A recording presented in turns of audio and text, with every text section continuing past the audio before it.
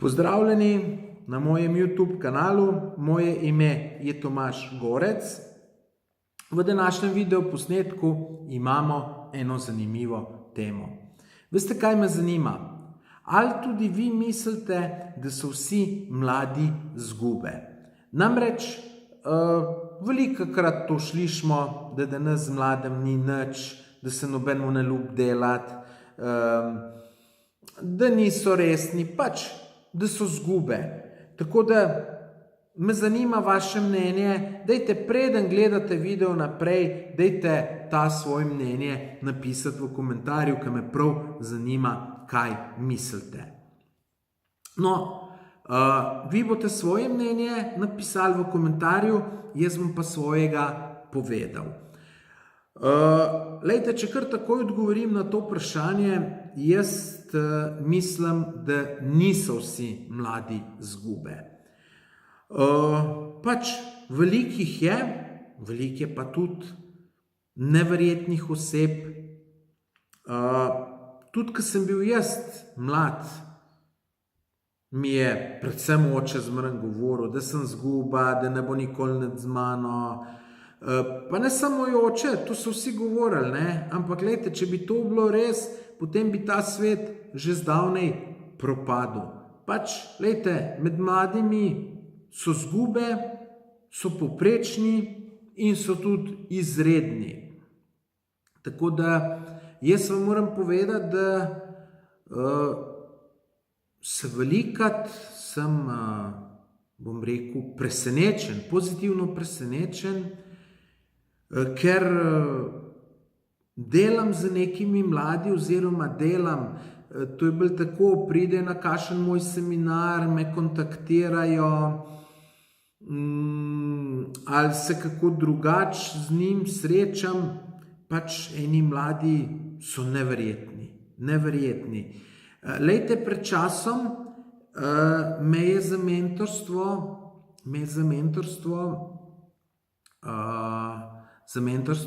me je najel neki mlad fant.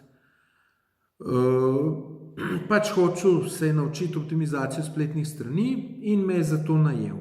In on potem pride enkrat tukaj do mene in so prav imela primer neke spletne strani, da so šla čez, on je to hotel optimizirati in so šla čez, jaz sem vse napake povedal, svetoval sem mu, kaj bi jaz naredil, tudi neke zunanje povezave sva pridobivala, ker v našem podjetju imamo zelo veliko virov za pridobiti kvalitetno zunanjo povezavo.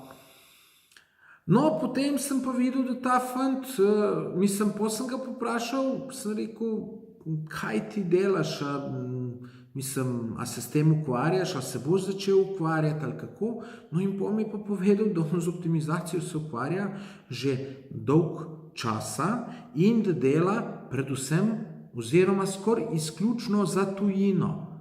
In tudi povedal mi je, koliko on to zasluži. In sem si mislil, wow, on ima cene za optimizacijo 3-krat više, kot jih imamo v našem podjetju. Res je, da v našem podjetju delamo izključno za Slovenijo, on pa dela za tujino. Zakaj v našem podjetju delamo izključno za Slovenijo?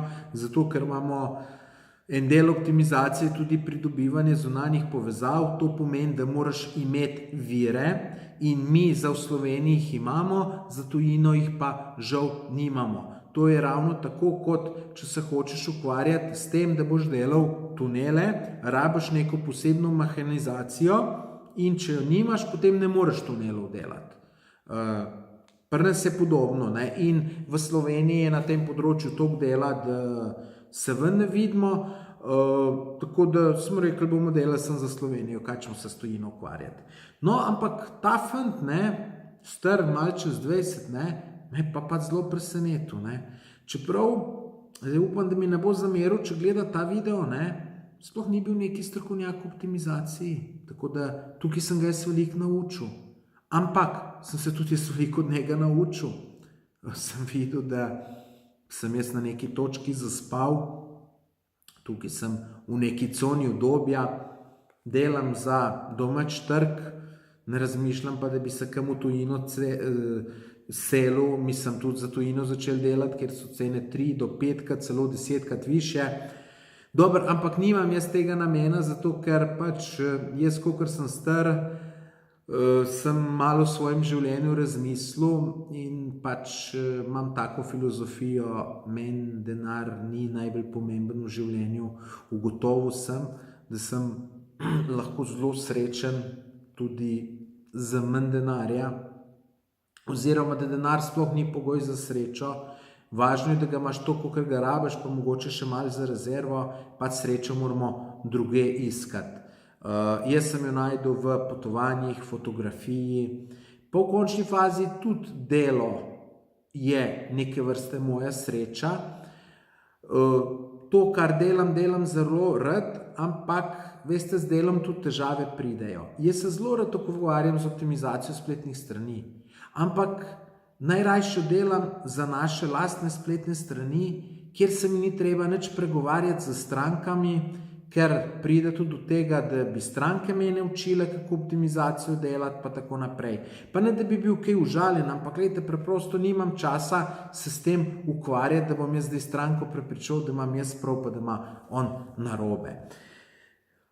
Tako da pač moj glavni cilj je, da pač potujem, pišem, slikam, fotografiram in se tudi ukvarjam s tem socialnim omrežjem. En od teh je tudi YouTube, ki ga delam izključno zaradi vesela. Ampak vrnemo se nazaj k tem, ali so vsi mladi izgube. Ta, ki me je najel za mentorstvo, ta zagotovo ni izguba. Ta človek me preseneti neverjetno. Potem je še enkrat prišel k meni na en seminar in je povedal, da se z enim trgovcem rabljenih avtomobilov v Nemčiji, ki ima, ne vem, na zalogi 50.000 rabljenih avtomobilov, dogovoril, da bo on te avtomobile v Sloveniji prodajal. Mislim, kakšna ideja, super, ne? Jaz se imam kar za takega kreativnega podjetnika, ampak je takega se ne bi niti približno spomnil, ne? In jaz mu iskreno želim, da pač mu bo uspelo. Tako da jaz kar veliko teh mladih spoznam, ki so, bom rekel, neverjetni. Celo pomislim, da me mora biti malo strah njih, ker so toliko dobri, toliko napredni, da mi bo enkrat huda konkurenca ratala. Sicer mislim jaz, da na našem področju za vse to zdela, tako da to sem majčkeno bolj v šali rekel kot zares. Tudi vsem tem mladim prvoščem iz srca, da jim rata. Jaz vsakemu osebi, ki dela, mi je to vesele videti in sem navdušen nad njim in jim izredno prvoščem uspeh. Pač jaz vam do vsakega človeka, ki dela, imam izredno spoštovanje. Je pa res, da do tistega, ki pa le nimam, pa absolutno nobenega spoštovanja. Pač tak sem, lejte, ampak me to ni nad sram. Zdaj, pač tako mislim in mislim, da tudi tako je prav, ker na takih ljudih svet stoji in taki plačajo ogromno davkov in zaradi takih gre nas razvoj naprej in tako naprej. Naj še omenim enega fanta, ki je bil pri nas na prakso je hodil, to obvezno, pa potem je tudi prek študenta delal preko nas. To je pa že kar nazaj več kot 5 let. Rečemo, ta fant je v 2. letniku srednje šole pisal v angleščini veliko boljše, kot v slovenščini. Čudežni otrok. Potem je vprašal, če imamo za njega kakšno študentsko delo. Pa sem rekel, imamo, članke pisati. In moje izkušnje so take, da pač nekemu mlademu, ki ga imaš tukaj v službi, na študentskem delu, preko študentskega servisa, ko že tako bolj počas dela, ko mu pa zmanjka dela, je pa kar tih, pa Boga mol, da pač ne bo to noben pogruntov, da pač bo on brez dela, ne.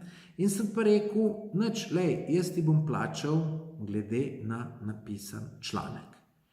In sem rekel, lej, bova naredila neko normo, lej, izhodišče, jaz bom normo tako postavil, da imaš ti izhodišče 4 evre na uro. To, rečemo, da je bilo malo več kot 5 let nazaj, to je bilo takrat 4 evre za pisanje člankov, je bila kar taka lepa postavka.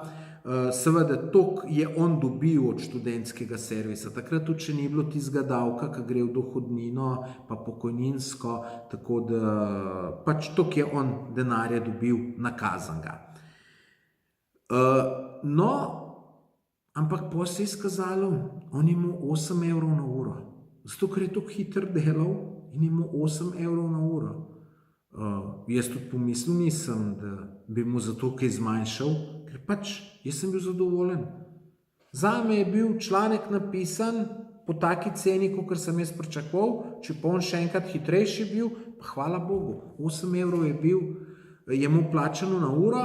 Edino, kar me je to motilo, ker se je to hvalil, da ima 8 evrov na uro in sem rekel, bojo drugi rekli, da imajo mogoče premalo, ne. Ampak, rečemo, ta fant je bil res neverjeten.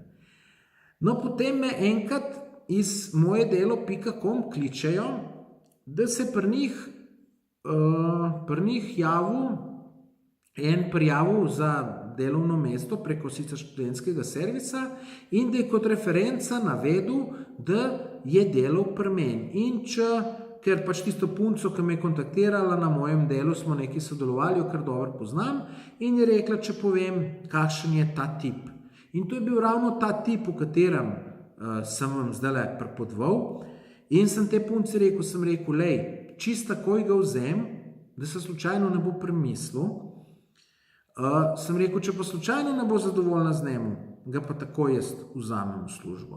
Sicer jaz ga nisem mogel v službo vzeti, ker pač on je v Ljubljano šel pol študirati in je pač v Ljubljano službo iskal. Čeprav za tacga so zmeraj pri nas vrata odprte, tudi če nimamo dela za tacga, bi ga najdel 100%. No in pol je ta punca rekla je, lej, ker se mi pa še ne da to nekaj zbirati, pa te verjamem na besedo, bom pa kar njega vzela. No in njega je vzela in potem, kadar sem to punco srečal, je rekla, hvala, da si mi unga priporočil, to je tako priden fant, da ne moreš verjeti, sposoben, pameten, tako da, lejte, niso vsi mladi izgube. In ta fant je sin od moje sošolke, ne ravno od sošolke, jaz sem hodil ona obe v osnovni šoli. In ko smo se pred parim letom srečali, na nekem srečanju, seveda se vsi rad malo v otrokih pohvalijo, pa tako, kar je pač normalno. In zanimivo, da ta mama njegova se ni nič hvalila, pa ta bi se res smela za kaj pohvaliti. Tako da jaz mislim, da vsi mladi niso izgube, moram pa povedati, da pa eni so. Mi dobivamo, naše podjetje veliko jemlje ljudi na prakso iz srednje šole, pa potem višje, računalniške, pa tudi drugih. No in moram reči, eni so super, z enem ni pa čisto nič. Ene 5 let nazaj smo imeli enega, če bi bil moj, jaz bi ga čez okno vrgel.